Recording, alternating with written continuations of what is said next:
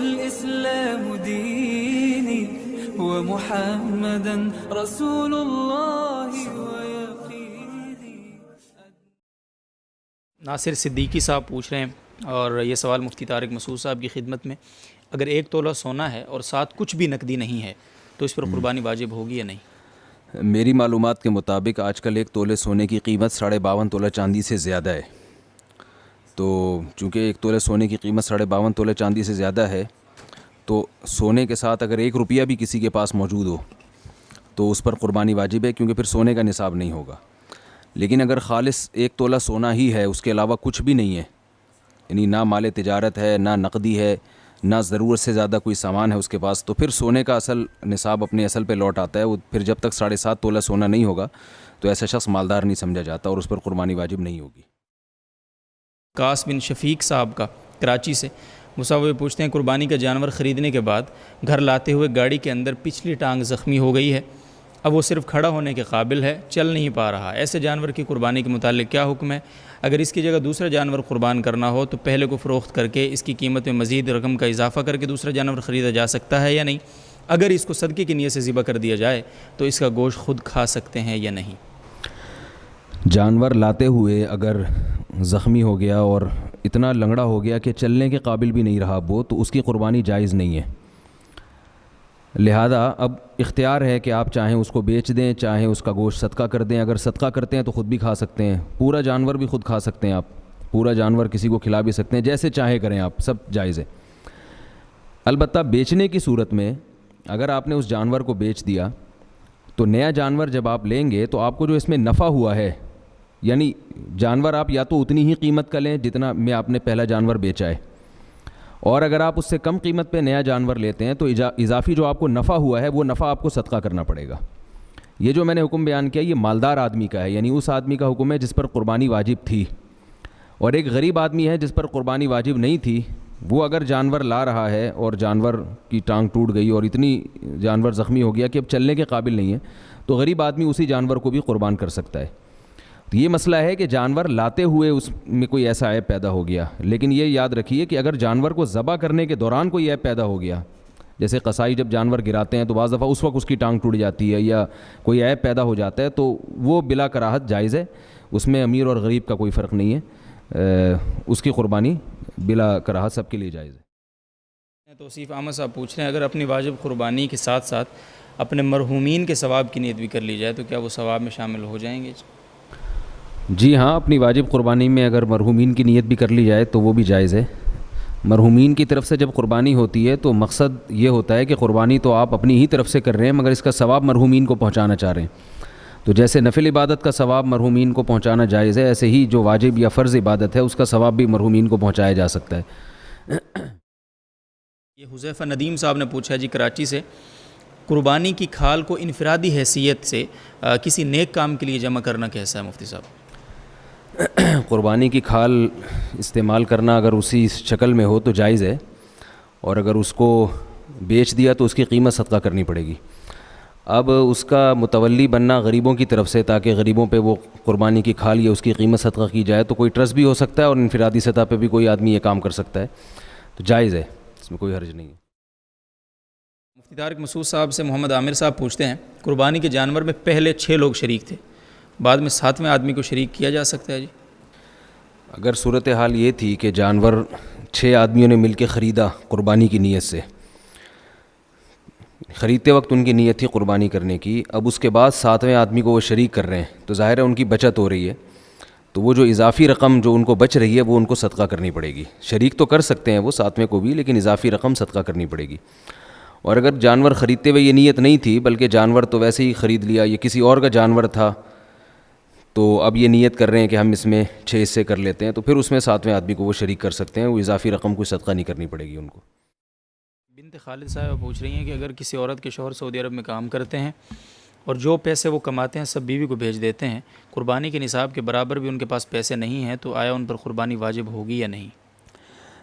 بیوی کو جو یہ پیسے بھیجتے ہیں تو اس عام طور پر جو شوہر بیوی کو پیسے بھیجتے ہیں اس میں تملیک مقصد نہیں ہوتی، یعنی بیوی کو مالک نہیں بنایا جاتا بلکہ بیوی کو وکیل بنایا جاتا ہے کہ پیسہ میرا ہے لیکن آپ جہاں مناسب سمجھو اس کو خرچ کرو.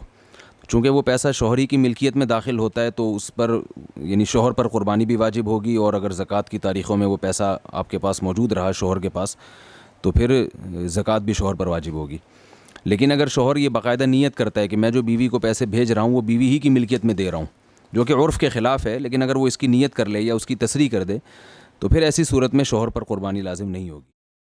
محمد حسن صاحب کراچی سے اگلا سوال پوچھ رہے ہیں، مفتی طارق مسعود صاحب ہم ساتھ موجود ہیں، ان کی خدمت میں یہ سوال ہے، وقف قربانی کیا ہوتی ہے جی؟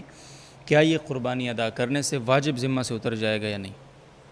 وقف قربانی جو ہمارے ہاں اصطلاح ہے یہ صدقے کے معنی میں استعمال ہوتی ہے۔ مطلب یہ ہوتا ہے کہ مجھے گوشت نہیں چاہیے لیکن میری طرف سے قربانی ہو، تو یہ وقف اس معنی میں نہیں ہے جس معنی میں وقف کا لفظ فقہا نے استعمال کیا ہے، کیونکہ فقہا جو وقف کا معنی استعمال کرتے ہیں حبس العین وصرف المنافع الی الفقراء، تو یہاں وقف کا مطلب وہ نہیں ہے جو اصطلاح میں ہے، یہاں وقف کا مطلب ہے کہ مجھے گوشت نہیں چاہیے، میری طرف سے وہ گوشت آپ صدقہ کر دیں، تو صرف اس معنی میں ہے، تو جائز ہے، اس میں کوئی حرج نہیں ہے۔ البتہ ایک بات ہے کہ یہ جو بقرعید کی قربانی ہے اس میں اللہ تعالیٰ نے ہمیں حکم دیا ہے کہ اطعموا البائس الفقیر، فقراء کو بھی کھلاؤ، لیکن اس میں چونکہ اللہ کی طرف سے ضیافت بھی ہے تو اس کا اہتمام کرنا چاہیے کہ کچھ نہ کچھ گوشت گھر میں ضرور آئے۔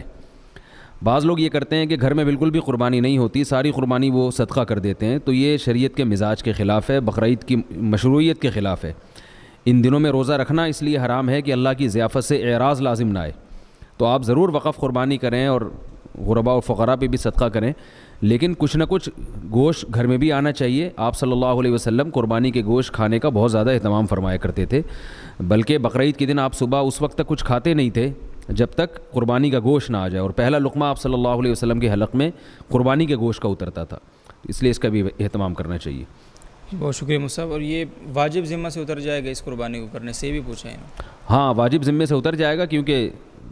قربانی تو اراقۃ الدم کا نام ہے نا، جانور کا خون بہانا، وہ جس نے اپنی طرف سے خون بہا دیا تو چاہے وہ اس کا گوشت سارا صدقہ کر دے یا خود کھا لے، وہ تو ایک اگلا مرحلہ ہے، قربانی ادا ہو جائے گی، واجب ادا ہو جائے گا۔ یہ محمد اسماعیل کھتری صاحب کا اگلا سوال ہے، وہ یہ پوچھتے ہیں کہ قربانی کے جانور کو ذبح کرتے وقت بسم اللہ اکبر پڑھنا جو ضروری ہے،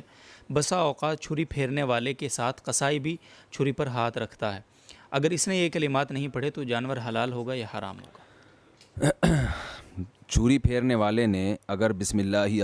اکبر پڑھ کے کم سے کم 3 رگیں جانور کی کاٹ دی تھیں اور اس کے بعد قصائی نے ہاتھ لگایا، جیسا کہ عام طور پر ہمارا مشاہدہ ہے کہ قصائی جب 3-4 رگیں کٹ جاتی ہیں اس کے بعد پھر وہ جو ہے نا وہ ہاتھ سے چھری لے کر یا اسی کے ہاتھ پہ جو ہے وہ